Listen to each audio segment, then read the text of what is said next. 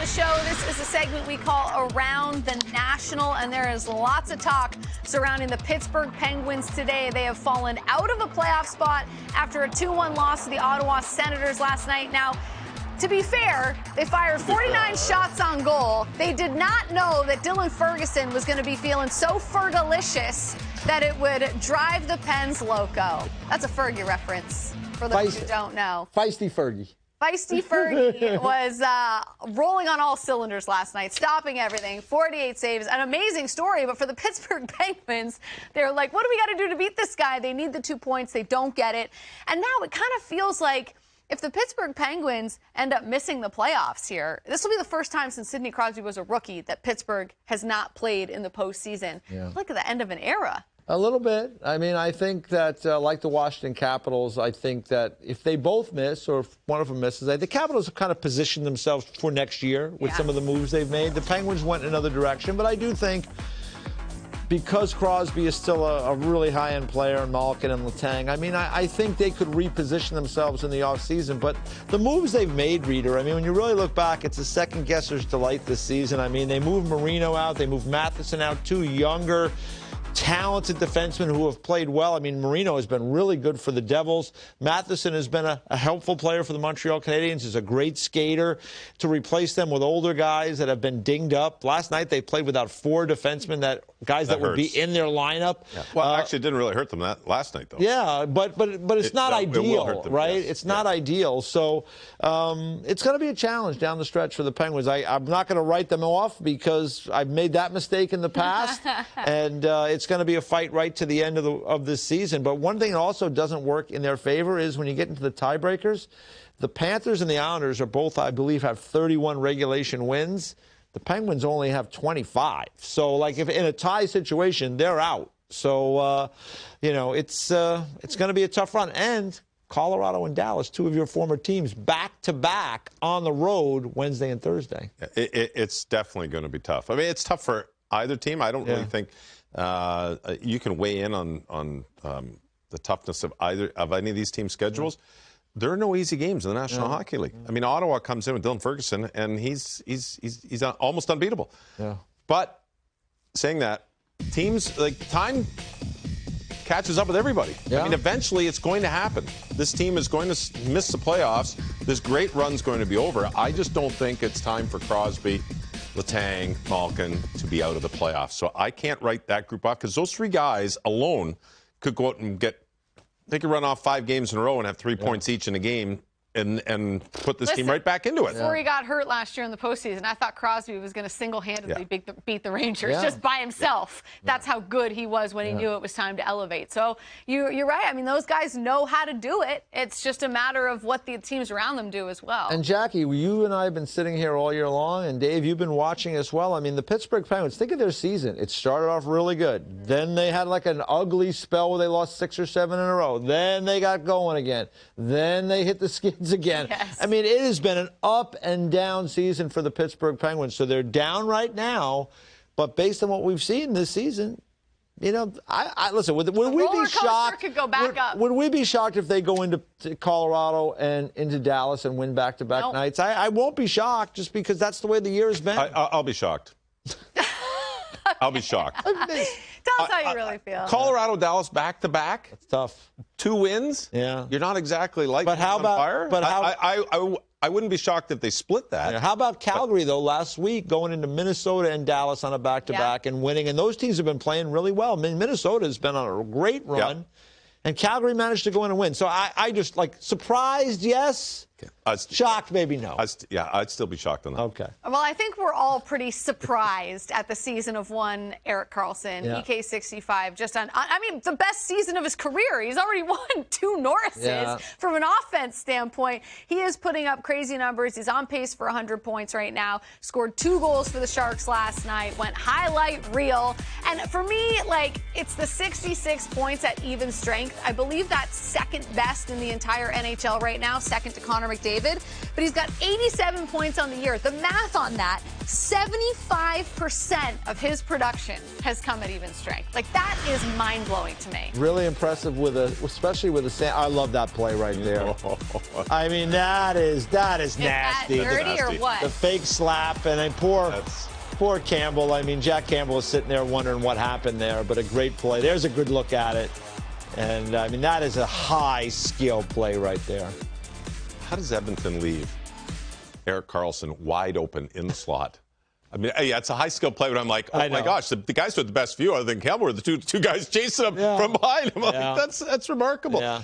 Erik Karlsson, I don't know how he's doing it. I mean, he had an injury. When he was younger, before he had the Achilles, he had the cut, and he was seriously injured, his best attribute was his lateral movement with the puck, his ability to just to dance. And then after the injury, he lost that. Like, his skating was not what it was when he came in the league, and that's what allowed him to win Norris's, was his ability to move laterally and evade traffic and see the ice and make plays. Well, he's doing it now like he's 21, 22 years old. Yeah. And guys don't do that. And I keep asking, how is he doing this? Like, how is he's skating as good as I've seen him skate, and I used to watch him all the time. He was in Ottawa. I was like, oh my gosh. I still remember that play. Was it the saucer pass from behind his net? Yeah. It was landed on the tape on the far blue. Yeah. And you're like, how do you do that in the middle of a game, let alone do it in a practice when everybody else is on the ice? And he is remarkable, scoring goals. Like those two, that one yesterday was disgustingly nice. But it's, I just keep going, oh my gosh. Like, when are you going to stop? And I'm glad he didn't get traded. Talk was trade. I'm glad he stayed in San Jose, because it really gives you a reason. I mean, teams, the weaker teams this time of the year, you're watching playoff races, you watch San Jose now because Erik Karlsson's there. Like, what's he going to do?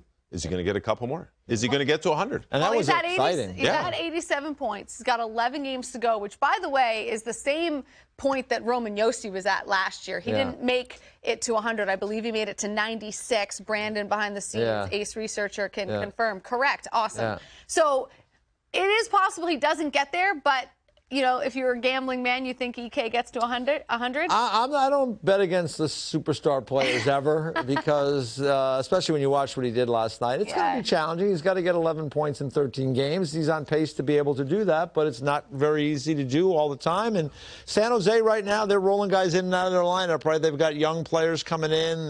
This is a team that's in transition in a lot of ways. They got some real good ones still there. But that will be a challenge. That was an exciting game last night. Great back and forth. The overtime was wild, and it was really an entertaining game between the Sharks and Oilers. All right, so EK65 stays put in San Jose, but Mattias Ekholm was on the move at the trade deadline. And what an acquisition for the Edmonton Oilers. You and I both this morning were like, plus 16 in 10 games with the Edmonton Oilers. He got on the score sheet last night as well. Why do you think he's been such a good fit for them? Is it that he was exactly what they needed, or have we maybe been sleeping a little bit on how good Mattias Ekholm is at what he does? I think we've probably been sleeping a little bit on it, and I think he's playing with Josi and those guys. I mean, but I think that you go to someplace new and you get to play with McDavid and Draisaitl. I mean, look at this play here. Now, McDavid and Draisaitl are both on the ice there. Everybody's focused on them. They get the puck to Ekholm. Yeah, you're smiling, Mattias. I know you are, because he got to walk in, I mean, below the circle, below the dot in the lower part of the circle, and then like tee that one up like he was like Bobby Hull in the 60s and just hammered it over the glove. And, I mean, there was just no chance for the goalie there. So I just think going to a new environment, a team that plays a really upbeat kind of style, a speed style with some of the best players in the National Hockey League, I just think he's rejuvenated, and I do think we probably slept on him a little bit in Nashville, where maybe he needed that change, too. Yeah. I agree with that. I really think that we kind of forgot about him. He's called slept on him. Forgot about him because in the playoffs, when they got to the final, wasn't he very good? Wasn't he putting up points left and right, well ahead of the pace that he's ever put up before? I might be wrong on that, but I'm pretty sure he was the guy on the back end, all sorts of offense. And, Nashville just kind of quietly dropped down the standings when Colorado's gone by them, Dallas has moved by them, Winnipeg's had some great in the Central. You get to Edmonton, how can you not be thrilled to be on a power play with McDavid, Draisaitl, Nugent Hopkins having a great year, jump up in the play. It's like, not that he wasn't jumping up in the play in Nashville because he was offensive, but that wasn't necessarily his role. Yeah. Because like you said, you had Ellis, you had Yossi, there's always someone else. Yeah. You're the offensive guy. And now you get to Edmonton, you're the guy now. You are the number one guy. And in my mind, he's the number one defenseman on that team. And he's a big man, too. I mean, that's the thing, too, for an Oilers team. I mean, we get into the playoffs, those big defensemen that are long sticks, hard to play against, they're terrific to have. So Kenny Holland's got to be thrilled at how this is playing out so far. And, I talked to Mike Kelly and some of the people, the analytics guys, because I had my own take on EKholm.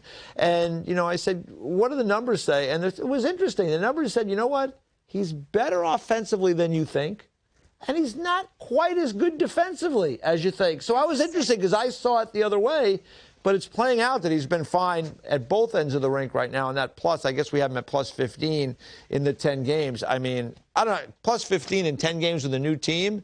Welcome aboard. No kidding. Happy to have you. He had 11 points in 22 games when they got to the final, and that's the offense. Yeah. And He's exactly what the Oilers needed. Yeah. He's responsible, and I think he's better defensively. Not the numbers. No, I'm not saying but that's what the numbers said. Yeah. And I think he is the perfect fit in Edmonton. And seriously, talk about having fun, rejuvenating, a little, injection of excitement in your game. It's like I remember when Ray Bourque came to us in Colorado in 2000. We lost in conference final, and it was like, and I'd played with Ray in Boston, and he was like a kid in a candy store. At 40 years old, it was like. And it was like, it was Peter like, wow. Forsberg, Joe Sakic. And Ray played with a lot of great players, Hall of Famers, and it was like, all of a sudden, it was like, wow, here we go. And that was his first time he'd moved out of Boston. And it's the same thing with EKholm. It's like, hey, you know what? This is a lot of great green grass, even though you can't see it in Edmonton this time. There's a lot of green grass in it.